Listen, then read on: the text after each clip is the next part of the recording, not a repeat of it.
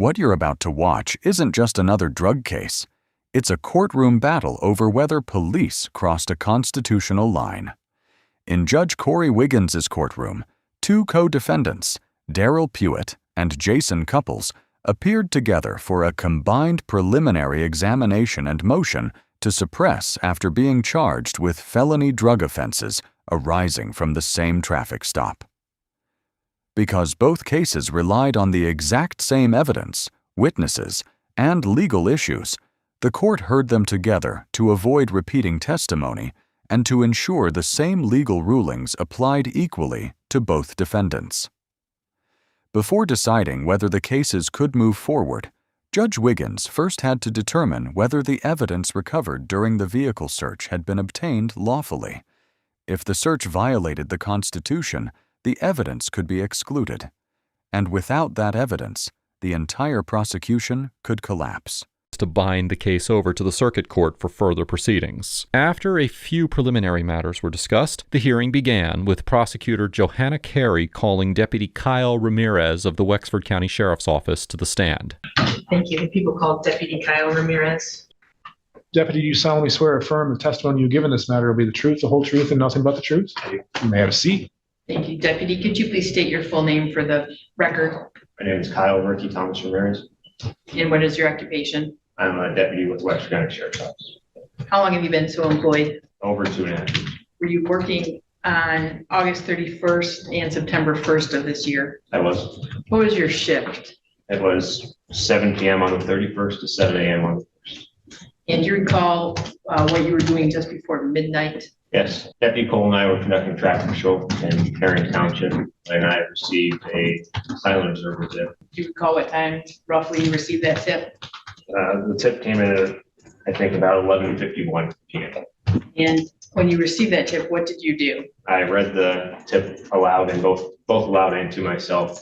I read it aloud to Deputy Cole. 2 males and a female, one of the male's girlfriends, selling narcotics from Wright's Custom Auto Body, Leeson Street. You said you read it. How do you receive that tip?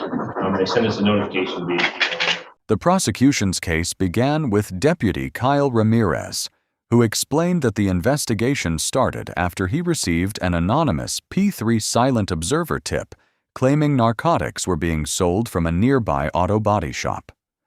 Anonymous tips can alert law enforcement to possible criminal activity, but courts generally require officers to verify those claims before relying on them. Standing alone, an anonymous report usually cannot justify detaining or searching someone because its reliability is unknown.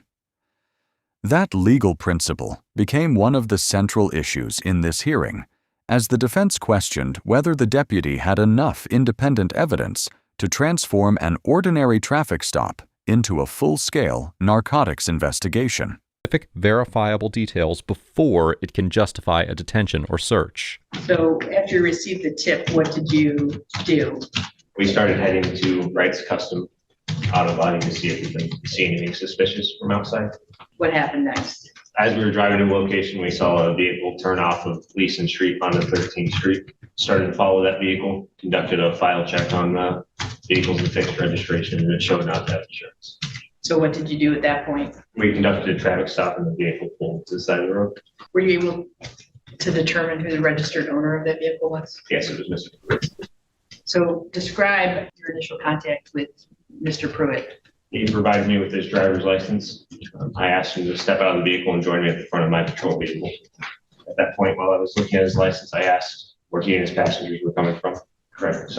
I asked him where they were going. He said they were going to the city of Cadillac to drop his girlfriend off. Did he make any other statements to you?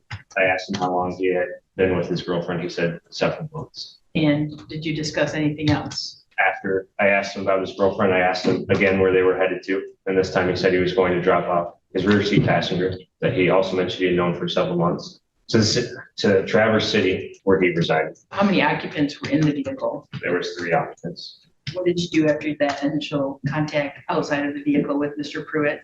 While talking to him, I conducted a file check on him, but after being done with his contact, I reapproached the vehicle and spoke to the front seat passenger female.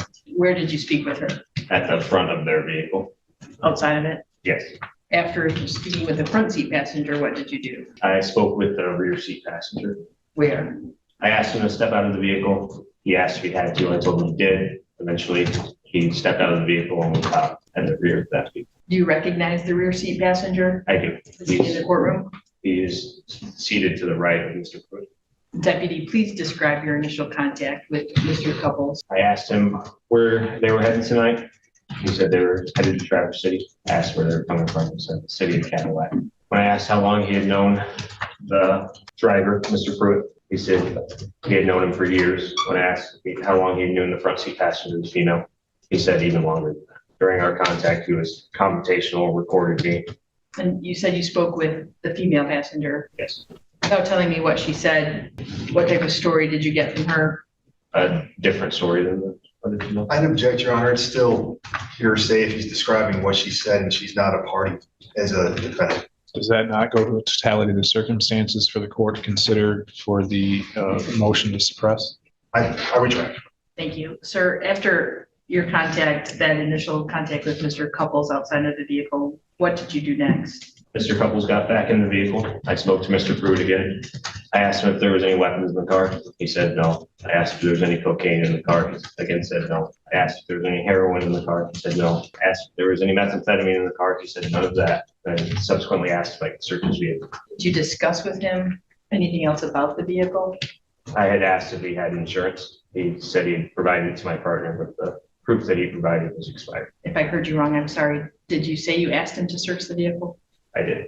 And what did he say? I don't recall exactly what he said. I know he didn't answer yes or no. So I informed him it was a yes or no answer. And he said no. After you were denied consent to search, what did you do? I returned my vehicle, requested Sergeant Hicks of the Cadillac Police Department respond with his canine to conduct a rear sniff of the vehicle. Why? It was my belief that some sort of criminal activity was occurring. The conflicting stories that I had received and their general behavior, demeanor. So you requested Sergeant Hicks, and then what did you do? I started filling out the citation for Mr. Pruitt. What happened while you were working on that? Sergeant Hicks, right? And about how long, if you know, did it take from the time you requested him until his arrival? Less than 10 minutes. Less than how long? 10 minutes. How long does it typically take to prepare a citation? About 10 minutes, depending on if the computer gives me any trouble. What type of citation were you writing? Initially, it was a no insurance ticket. While you were still working on that, Sergeant Hicks arrived, correct? Right. What happened after Sergeant Hicks arrived? As testimony continued, prosecutors focused heavily on the timeline of the traffic stop. Deputy Ramirez testified that both writing the traffic citation and waiting for the K-9 unit took about 10 minutes. That detail was critical because the United States Supreme Court has ruled that police may not prolong a completed traffic stop simply to conduct a drug investigation unless they have independent, reasonable suspicion. Prosecutors argued the K-9 sniff occurred while the deputy was still handling the original purpose of the stop. But the defense challenged whether the officer had actually been diligently working on the traffic citation or whether the stop had been unnecessarily delayed while officers waited for the drug dog to arrive. After the K-9 alerted, deputies searched the vehicle and discovered suspected methamphetamine, fentanyl, drug paraphernalia, digital scales, and packaging materials before arresting both defendants. Canine sniff conducted during the normal course of a lawful traffic stop is permissible, even without reasonable suspicion that the vehicle contains contraband, as long as the stop is not measurably extended. Accordingly, by asking Deputy Ramirez how long it took for the K-9 unit to arrive and how long it took him to issue the citation, Ms. Carey was trying to show that the dog sniff occurred while the officer was still lawfully engaged in the original traffic-related tasks, such as writing the ticket, rather than after those tasks were completed. However, it is important to note that the analysis does not turn solely on whether the ticket had been completed, but on whether the officer diligently pursued the purpose of the stop without unnecessary delay. The court made it clear in the Rodriguez case that the quote-unquote tolerable duration of a stop is determined by how long it should reasonably take to address the traffic violation and related safety concerns, not simply how long the officer actually took. Prosecutor Carey continued her examination of Deputy Ramirez, who went on to testify that the K-9 unit alerted to the vehicle, prompting the deputies to conduct a search. During the search, the deputies located a backpack inside the vehicle that contained a small bag of what appeared to be methamphetamine, along with a digital scale and small plastic baggies. Once the deputies made this discovery, they detained the occupants of the vehicle and continued their search, where the deputies located a glass pipe and a bag in the trunk of the vehicle containing a large amount of what the deputies believed to be methamphetamine and fentanyl. Mr. Pruitt and Mr. Couples were arrested, and the substances discovered in the search were tested at a law enforcement crime lab, which confirmed that they were in fact the drugs the deputies suspected. After Prosecutor Carey finishes her direct examination of Deputy Ramirez, Mr. Pruitt's attorney, Robert Hurdle, is given the opportunity to cross-examine the witness. Mr. Hartel? Yes, thank you, Your Honor. Thank you for being here. I'm going to ask you some questions just to make sure I understand the timeline and everything. When you and your partner were originally going out to the scene, it was because, if I recall correctly, you said a silent observer tip, correct? Correct. Okay. And then when you saw the vehicle that my client was driving, you started to follow it. That was before you had run the plate when you initially started to follow it, correct? Are you asking if I ran the plate after we began following the vehicle? Yes. Correct. Okay. When you were following it, it had nothing initially to do with concern about it being road legal, any other reason other than the fact you were on that road for that tip that you had mentioned. If I understand correctly, right? Yes, we just followed the vehicle as we follow. Yeah. Okay. When my client pulled over, and again, correct me if I'm wrong on any of this, including rephrasing it, that's fine. When you went up to the vehicle, you asked for the items and he gave you just the driver's license, right? Correct. And then you asked him to exit the vehicle? Correct. But you didn't do follow-up questions asking where is that insurance that I asked for? No, the passenger of the vehicle was looking for that information when I asked him to step out. And when he stepped out of the vehicle, the questions you asked him weren't insurance-related questions, were they? They were not. I believe you testified that you talked to the other passengers a little bit later, right? That's correct. And those questions also weren't insurance-related, were they? They were not. Okay. You mentioned, if I recall correctly, that you did end up eventually calling in for the K-9. That's correct. All right. But you hadn't started writing the ticket before that, as far as the no insurance ticket? I had not started before that. All right. And if I recall correctly, you had a partner with you on scene? I did. And your partner also had not started writing the ticket before that? He had not. You were informed by your fellow officer that the K-9 had indicated there were drugs, correct? That's correct. Did he tell you how the K-9 indicated? Objection. Officer Hicks can testify to that. He is here. Officer Hicks is here. Yes. Or Sergeant. Well, I believe it probably goes to the totality of the circumstances for the motion to suppress. I'll disregard it for the preliminary examination purpose, but for the motion to suppress, I'll allow it. If you don't mind us. I don't. He did not indicate how. Well, that was easy then. I'm glad we got there eventually. All right. I appreciate that. And you said you were still writing the ticket because it takes you about 10 minutes to do that when the K-9 arrives, correct? Correct. All right. But as far as the entire initial purpose of the stop it was for the no insurance ticket, right? That's correct. All right. So when you were asking to search the trunk or the back of the vehicle, however we want to phrase this, that wasn't in a quest to find something insurance related either, was it? No. All right. I believe my co-counsel, or at least the counsel for the co-defendant, may have some more questions for you. Thank you again. Once the prosecution finished presenting its evidence, the defense began carefully dismantling the officer's testimony through cross-examination. Attorneys for both defendants questioned Deputy Ramirez about the anonymous tip, the timeline of the stop, and every decision that led to the search. Rather than focusing only on the drugs that were eventually found, the defense concentrated on whether the officers had followed the Constitution from the very beginning. Their strategy wasn't to dispute what was recovered. It was to challenge whether police had the legal authority to obtain that evidence in the first place. In constitutional cases like this, even strong physical evidence can become worthless if the investigation itself violated the Fourth Amendment. I guess before I do that, Ms. Carey, do you have any redirect based on Mr. Hartel's questions? No. All right, Mr. Johnson. Officer, how long have you been on the force? Just over 2.5 years. Any law enforcement experience before Westbrook County? No. So you have 2 years of law enforcement experience, correct? 2.5. 2.5. So you're on duty this day, and you indicate at around 11 p.m. you get a silent observer tip. Objection, that was not his testimony. When did you get the silent observer tip? 11:50. 11:51. Did you put anywhere in your police report that you received a silent observer tip? I did not. Did you print out this silent observer tip When? at any point prior to Yes. today? Do you have it with you? I do. Okay, can I see it? It is on the table there. It does not say who made this tip, correct? Correct. So you would agree with me that this is a unanimous tip? That's Unanimous tip. Did the tip indicate how they know that there was suspected narcotics activity going on at this Wright's Custom Body Shop? It is not. Does the tip say whether or not they personally observed any narcotics activity occurring at this Wright's Customs Body Shop? It is not. Likewise, does the tip say that they purchased any narcotics from this Wright's Customs Body Shop? It is not. After you received this tip at 11:51, do you actually go to Wright's Body Shop? We were headed in that direction. Okay. Did you ever make it there? We did not. Okay. Did the tip indicate any cars or traffic that was at Wright's Body Shop? It did not. So when you came across the vehicle that you wound up stopping, you had no information that that vehicle had been at Wright's Body Shop, correct?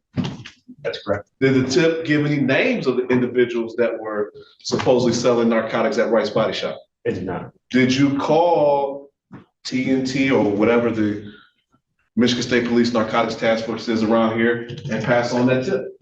I did not. Have you ever responded to Wright's Body Shop and personally observed narcotics activity? I have not.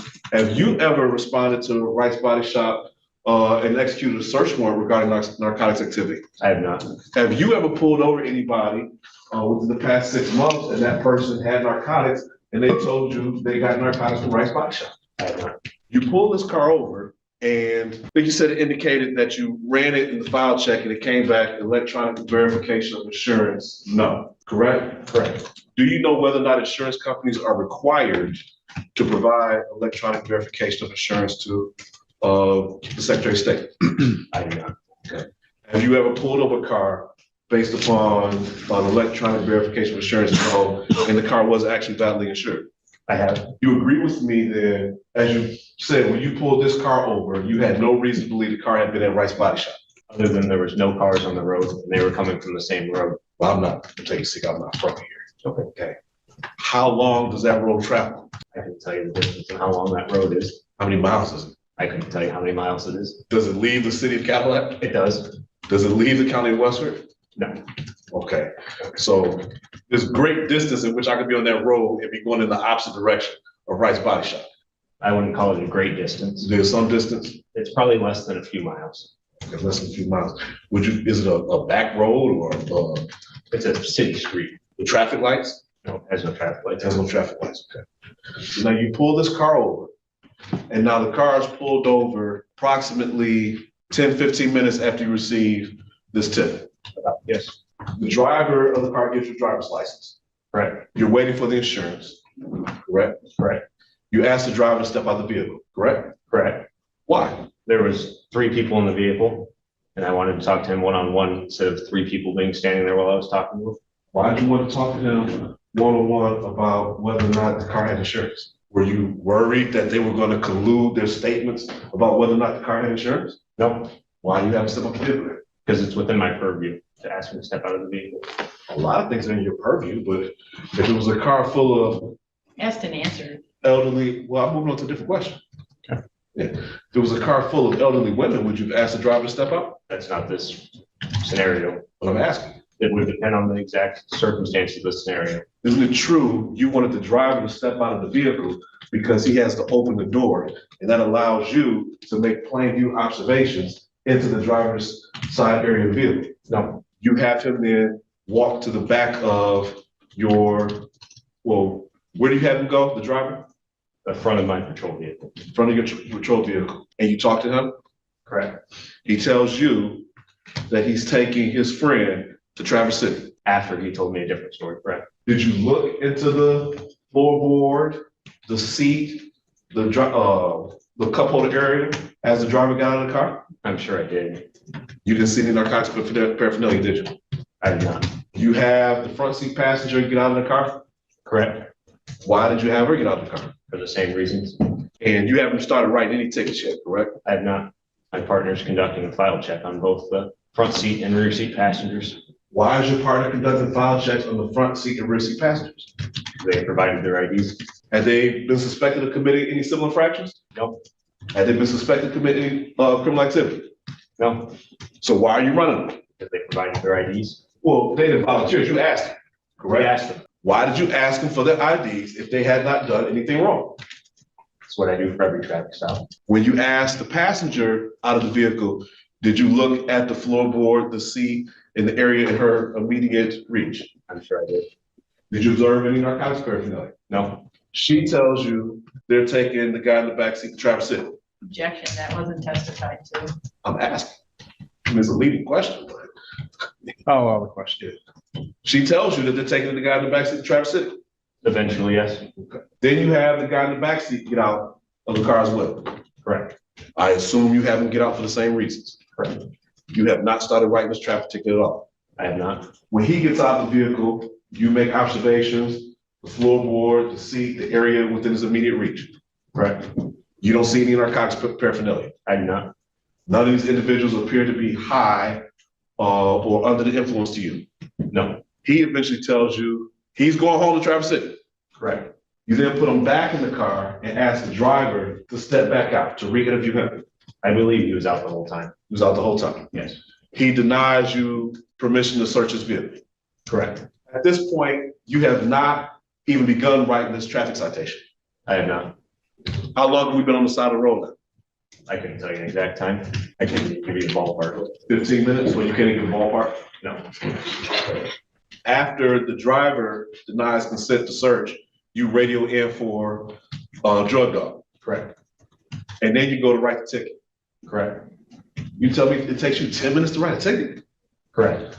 Now, the ticket's gotten large, bigger since the last time I got one. It's one small sheet, right? That's correct. You write the name, address, city, state, zip code, right? Yep. You check what misdemeanor or civil infraction. Correct. You write no proof of insurance. You sign it and put the date. That's not everything you do, but yes. It's 5 lines, right? No, How many lines is it? I don't have a citation on me. I can tell you. That takes you 10 minutes. Correct. And when the entire 10 minutes you're waiting, you still don't see any further gestures or anything from any of the individuals in the car. No, I was filling out the citation. And how long does it take for the narcotics dog to get there? Less than 10 minutes. No further questions, John. After both defense attorneys completed their questioning, Judge Wiggins stepped in with questions of his own.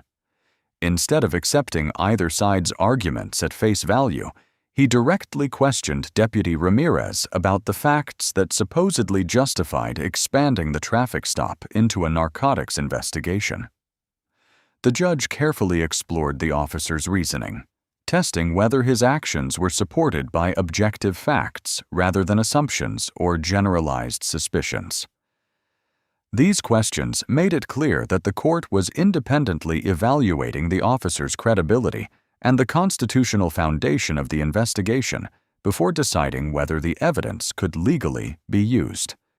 How much time did this entire stop take From when from begin to end? to when we lodged him at jail. From when you pull the car over and you leave the scene to transport to jail, how long does that take? I don't recall how long exactly that is. Would your report indicate that? I'm not sure if it has the time that we were cleared from it. Do you know what time you were cleared from the jail? I do not. In your testimony, I wrote down that you believe some sort of criminal activity was going on. That's correct. What did you think was going on? I suspected they were in possession of illegal narcotics. Why did you suspect that? Just their stories not matching in combination with the P3 tip and P3 silent observer? yes, Mr. Couples' anger or confrontationalness is common in my experience, from someone who is committing some sort of crime, trying to make me as the officer back off and kind of let them go without doing any further enforcement. Do you encounter anger in other types of investigations? Sure. Deputy Ramirez explained that he believed narcotics were present because of the anonymous P3 tip, inconsistent statements from the vehicle's occupants, and what he described as confrontational behavior from one of the defendants. Judge Wiggins examined each of those reasons individually, weighing whether they amounted to reasonable, articulable suspicion under the Fourth Amendment. The prosecution then called Sergeant Zachary Hicks, the K-9 officer, who testified about the drug dog's alert and the controlled substances discovered during the vehicle search. After both sides finished presenting testimony, the attorneys delivered their legal arguments, leaving Judge Wiggins to decide whether the Constitution had been followed from the beginning of the stop to the final search. Zachary Hicks of the Cadillac Police Department to the stand. Sergeant Hicks, who was the K-9 officer that Deputy Ramirez called to the scene to conduct a drug sniff on the vehicle, primarily testified about the dog's alert and the illegal substances that were found with the search of the vehicle. After the questioning of Sergeant Hicks was complete, each attorney had the chance to present their argument to Judge Wiggins regarding the motion to suppress. Let's do argument. Let's address the motion to suppress first, and then you can argue for the prelim. Ms. Carey? I'm going to rely heavily on my written responses and the testimony in this case. This was not a prolonged detention, and I believe that Deputy Ramirez did have probably saw cause to search that vehicle. He received a tip that narcotics were being dealt and used at Wright's Auto on Leeson Avenue. He went to Leeson Avenue and saw the defendant's vehicle leaving. There were no other vehicles. He ran the plate, or his partner did. They came back with no insurance, so he conducted a stop. Inside the vehicle were two men and a female, which had been indicated in the silent observer tip. They questioned them, which they are allowed to do, as allowed to ask them out of the vehicle. They gave conflicting information. Sergeant Hicks arrived, he conducted the K-9 tip. Based on the totality of the circumstances, searched the vehicle and found a lot of narcotics. I believe, based on the totality of the circumstances, there is probable cause, frankly, to bind the matter over. I would ask the court deny both motions. Mr. Hartel? Yes, Your Honor. I would ask the court grant our motion. I do believe the stop was prolonged. I do believe the officer testimony, they didn't know the exact times of both the officers, but there was testimony that took quite a while. There was the fact that the stop, it's suspicious at a minimum, and I don't want to over conjecture at that, but they were following the vehicle before they knew about the no insurance. Then they pull them over. Then they go through all these other steps before they even start writing the tickets. And as far as the inconsistent stories, in my point number 6, where I cite 2 cases, United States versus Step and People v. Oliver, where the courts were consistent in those cases from 2012 and 2005, that inconsistent travel stories alone do not create a reasonable suspicion. I ask the court to weigh that in. People can have inconsistent travel stories for various reasons. Maybe they're tired. This was barely after midnight. Maybe there's a bunch of variables at play. It's a relatively large stretch of road. People can be out there for various reasons. It boils down to the fact that all of the questions, for the most part, as far as separating people, all these details, the vast majority of the questions had nothing to do with the insurance. Search had nothing to do with the insurance. And the ticket didn't start getting wrote until significantly towards the tail end of this. But I do believe it'd be appropriate to grant this motion. Thank you, Your Honor. I want to make sure I heard you correctly. Did you say the stop was suspicious? I do believe overall it was, Your Honor. I know that's not entirely the point of this motion because we're talking about other variables, but I'm not trying to say the stop necessarily was illegal. They did have a valid reason to stop with no insurance. I realize plain sight doctrine says that you can stop for that reason. There's case law that supports that. But it does seem to me that the officers had already decided they were going to find a reason to pull this vehicle over and they were going to find a reason to search it. And the insurance seems to be an afterthought. It was drug out as long as possible to justify the search.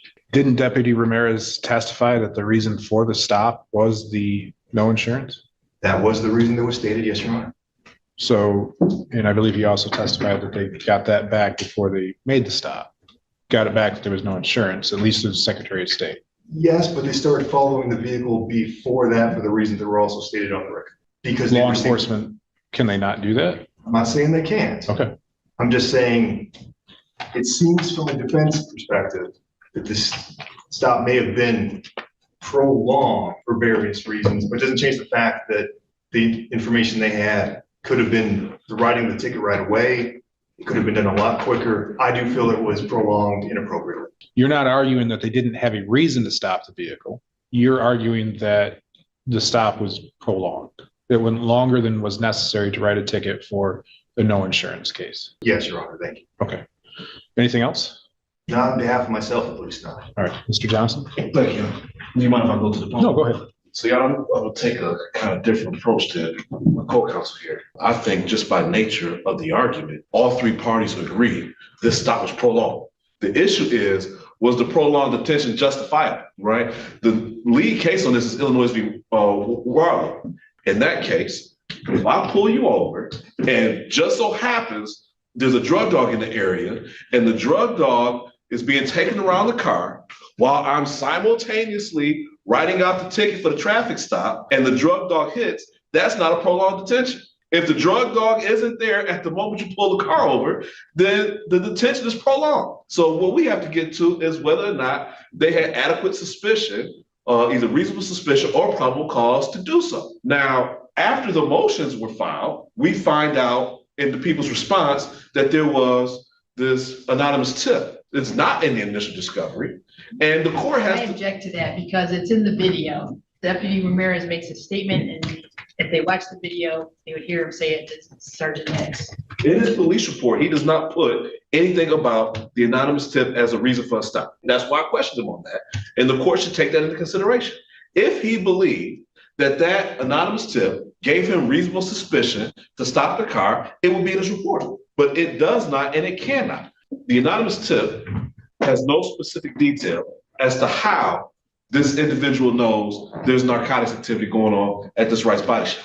They don't say that they personally observed it, that they bought narcotics, that they used narcotics, that they saw anybody else use narcotics at that location. The anonymous tip doesn't even say what type of car these individuals left in, if they even left. So when we have this traffic stop, once the officers are going in the direction of the Rice Auto Body Shop, as acknowledged on cross-examination, they had no information that that car was even at that body shop at the location of this anonymous tip. When you look at anonymous tips, you know, we have Florida v. JL, which talks about the type of detail that needs to go into an anonymous tip in order for it to rise to the level of reasonable suspicion and probable cause. And this anonymous tip does not do that. So the officer pulls the car over for this traffic violation, and it's pretextual. They're using the traffic stop to investigate narcotics, right? So now this is just a run-of-the-mill case you see all the time. You got a traffic stop, but you want to investigate drugs because you think drugs have been going on at some other location. What does the officer not do? He asks them where they're going, but then asks them where they're coming from. If he'd asked the driver, anybody in the car, where you coming from, and they'd have said Rice Body Shop, I wouldn't even be here. But he doesn't ask, they don't say that. What else does the officer not observe? He doesn't observe any indication that any of these individuals are intoxicated, are under the influence of narcotics, nor does he see any narcotics paraphernalia as he's talking to them. So at this point, he has a traffic stop for no proof of insurance and hasn't done anything under the law that allows him to prolong this stop to investigate narcotics. He gets these individuals out of the car, and again, he interviews, based on his testimony, each individual for several minutes, driver being twice. They don't make any observations, again, of any narcotics activity when they're right there on the scene. Although I agree with co-counsel on his recitation of the law on inconsistent statements, I believe the statements are inconsistent. They are all consistent on the most important fact. Where you're going. You're taking Mr. Couples back to Traverse City. What's suspicious about that? They're on a road, you know, that would lead them back to Traverse City, right? So it's not like they saying they're on the way to Traverse City, but they headed towards wherever, you know. So he's got a story. They're going in the direction of that story, but now he's continuing to prolong the detention. The drug dog isn't even called yet until after this second interview of the driver. So now the court has to say, has Officer Ramirez or his partner gotten any information to elevate the suspicion of the traffic stop? If the court agrees with me that the unanimous tip did not rise to the level of probable cause and did not rise to the level of reasonable suspicion to believe criminal activity was afoot to pull the car over, then the court has to now look at, during the valid purposes of the traffic stop, did the officer ascertain any information that would elevate the level of suspicion for narcotics activity? The answer is no. And now we have a denial to search the car. That can't be used in assertion of a constitutional right, can't be used to elevate the suspicion. So now we're calling the drug dogs out, and for what? What did he see, hear, smell, or notice that lead him believe that there was narcotics in that car? Because at this point, I think the detention is way past the Terry stop. It's not doing anything to fill out the ticket for the no insurance. So it's our argument that he would need probable cause at this point to continue this detention. And there's clearly nothing has occurred to rise to the level of probable cause. Now the drug dog is called out. We have another at least 10 minutes, for the drug dog to get there. And the drug dog is now searching for what? What information did the officer have to believe that narcotics was in that car? There could have been narcotics activity at Wright's auto body shop, and all the narcotics could have been left at Wright's auto body shop while they went to Traverse City. There's no search warrant issue with Wright's body shop, right? But they would need some level of suspicion, whether reasonable suspicion or probable cause. And at this point, because of the length of detention, I think we have probable cause to believe there was narcotics in that vehicle. They didn't have it. That's why he asked to search the vehicle. That's why they asked to have a drug dog come to get the probable cause to search the car. And of course, once the drug dog hits, there's probable cause to search the car. So now the court has to say between at what point should the officer just say, you know what, it may be there, I can't get to it, I gotta write this ticket. It surely should have occurred after all three people said, we take couples back to Traverse City. Re-interviewing the driver, ran us in for what? Ask to search the vehicle at that point for what? And so now it just becomes a comfort thing, right? We only here because they found drugs, right? We wouldn't be here if they didn't find drugs, but that's the purpose of the Fourth Amendment. The people that founded this country, they were insurrectionists, they were spies, they were treasonous. They wanted to have a mechanism in which people could commit crimes and be protected from the government. We don't like to say that, but that's the point of the Fourth Amendment, to have some sort of protection, from governmental interference. So people, law-abiding citizens don't need it, right? Law-abiding citizens don't need the Fourth Amendment, right? It's only criminals that need the Fourth Amendment. And the framers of this country, both state and federal, have given them that protection. And I think the court should apply that protection here and exclude the evidence found as search of the car. Does the court have any questions of me? I do not. Thank you. Thank you. Ms. Carey, any rebuttal? The stop was initiated at 12:06. Sergeant Hicks was likely called at 12:18. Deputy Ramirez indicated he spent 2 or 3 minutes talking with each person, which he was completely within his rights to do. He didn't prolong that. He immediately, before starting writing his ticket, got in touch with Sergeant Hicks within 12 minutes after he talked to everybody and got some varying stories on where they were going and how long they had known each other. And eventually, yes, they all agreed they were going to Traverse City, but it's not where it started.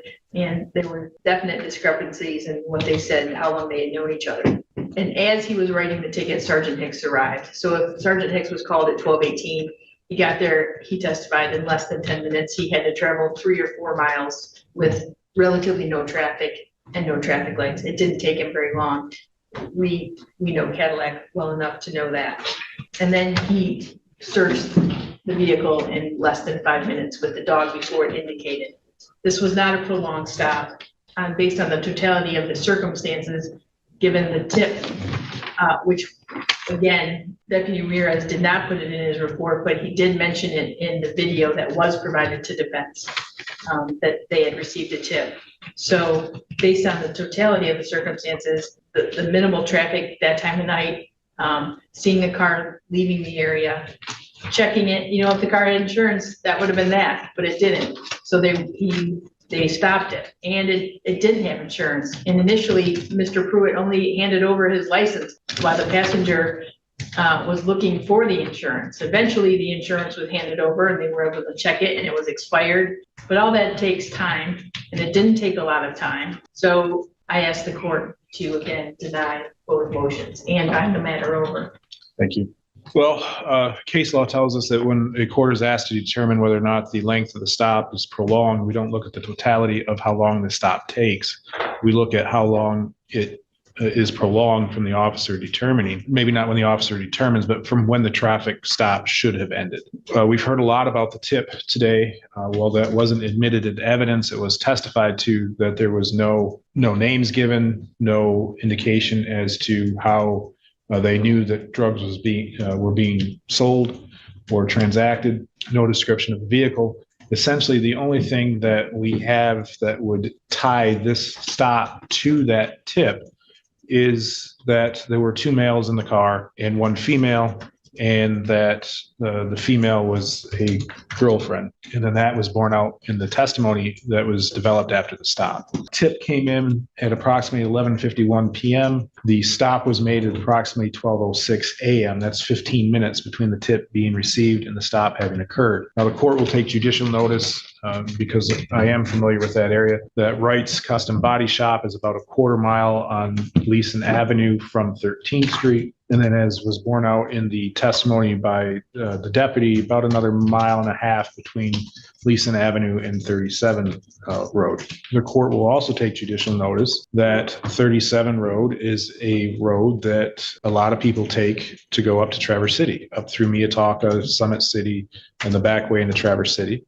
And with a car that is not legally able to be driven because of no insurance, it's not out of the realm that the vehicle would have been traveling back roads to avoid, even though this was late at night, to avoid the possibility of being stopped on 115, which would be another way to get up to Traverse City, and where this stop had occurred would only be about 1 mile from 115. So whether or not they were going to take 115 or go up through the back way, it is at least plausible to the court that the vehicle could have been on its way to Traverse City.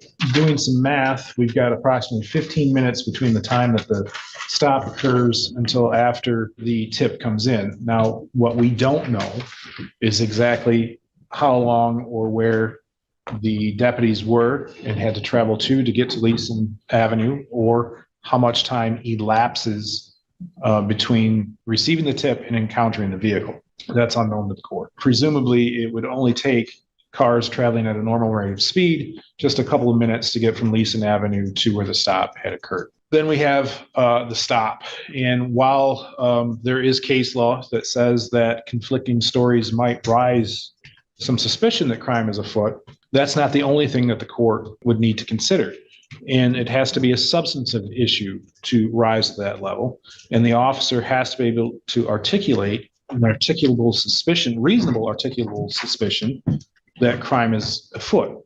Now, Ms. Carey cites People versus Williams in her response to at least one of the motions, and I think it was in both, which is cited at 472 Mich 308. The court finds that that case is distinguishable from this one because the inconsistent statement, or the statement in that one case that doesn't make sense, is because that statement made law enforcement was factually just completely inaccurate and couldn't have happened. In that case, the occupants of the vehicle had indicated they were going to, I believe it was Sheboygan, they were going to stay at the Holiday Inn. There was no Holiday Inn in that town.